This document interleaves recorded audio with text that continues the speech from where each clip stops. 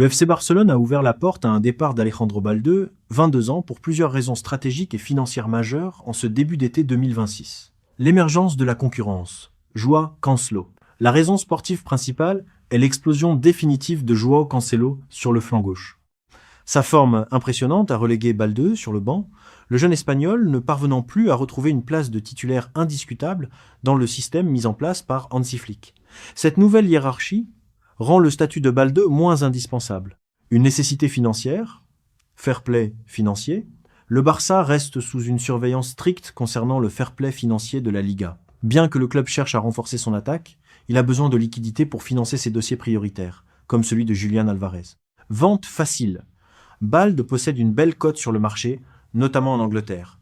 Une vente estimée autour de 50 millions d'euros, avec l'intérêt manifeste d'Aston Villa, de Manchester United et de Manchester City, permettrait au club de dégager une marge de manœuvre immédiate et significative. Une gestion proactive de l'effectif, le club souhaite éviter de conserver des joueurs dont la valeur marchande pourrait stagner ou chuter s'ils restent sur le banc.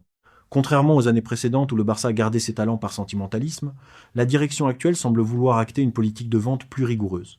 En cas de départ de Balde, le club a déjà commencé à étudier des pistes de remplacement. En résumé, le club ne pousse pas Balde vers la sortie par dépit, mais parce que son statut de remplaçant de luxe associé à sa forte valeur marchande en font l'actif le plus rentable à vendre pour permettre au club de recruter les stars offensives désirées par Hansi Flick. Un rayon de départ, Rooney Bargi sacrifié, recruté il y a peu comme un immense espoir, le jeune ailier suédois Rooney Bargi, 20 ans, se retrouve barré par l'indéboulonnable Lamine Yamal à droite et l'arrivée récente d'Anthony Gordon au Camp Nou. La stratégie du Barça, prêt ou vente avec option de rachat. Au départ, la direction barcelonaise, flairant la belle plus-value après l'avoir acheté pour seulement 2 euros, envisageait une vente sèche autour de 20 millions d'euros. 6 clubs de Premier League, dont Brighton, Sunderland, Everton ou Brentford, se sont rapidement montrés très intéressés. Cependant, le plan de Deco et d'Hansi Flick a évolué ces derniers jours. Le club croit toujours au potentiel à long terme de Bargi et ne veut pas le perdre définitivement.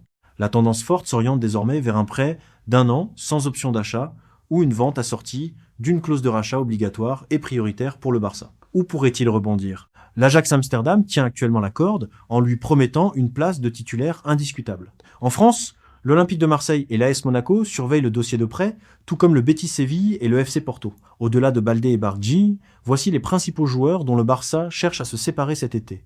En défense, Ronald Araujo, c'est le dossier qui pourrait rapporter le plus gros chèque au club. Si Araujo reste un défenseur de classe mondiale, sa relation avec la direction s'est refroidie et ses exigences salariales pour prolonger coincant.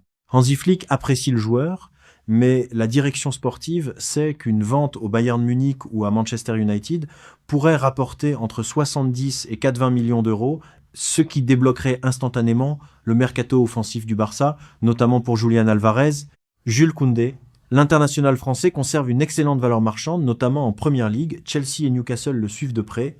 Avec l'émergence de Pau Cubarsí et l'intérêt très prononcé du Barça pour Castello Luqueba, l'espace commence à se réduire dans l'axe. Si une offre avoisinant les 50 à 60 millions d'euros arrive sur la table, le Barça ne le retiendra pas. Eric Garcia. De retour de ses prêts successifs, Eric Garcia n'entre pas du tout dans les plans à long terme d'Hansi Flick pour un poste de titulaire. Le joueur dispose d'une belle cote auprès de clubs de milieu de tableau en Liga et le Barça espère récupérer une quinzaine de millions d'euros sur son transfert pour faire de la place dans la masse salariale. En attaque, Ferran Torres. Malgré sa sélection avec la Roja pour la Coupe du Monde, l'avenir de Shark Ferran s'inscrit en pointillé en Catalogne.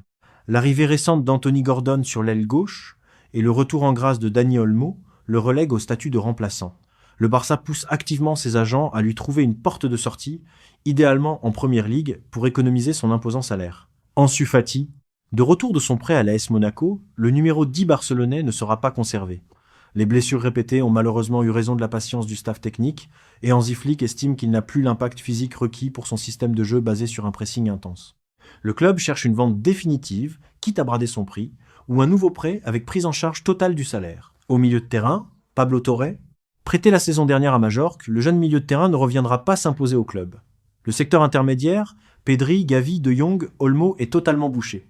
Le Barça cherche à s'en séparer définitivement tout en essayant d'inclure une clause de rachat au cas où il exploserait ailleurs. Et supérieur à. En résumé, la stratégie du Barça est devenue pragmatique. Pour acheter des cracks à 100 mètres euros plus, la direction a ciblé un gros défenseur, Araujo ou Koundé, et les indésirables offensifs, Ferran, Ansu Fati, pour générer le budget nécessaire avant la fin du marché estival,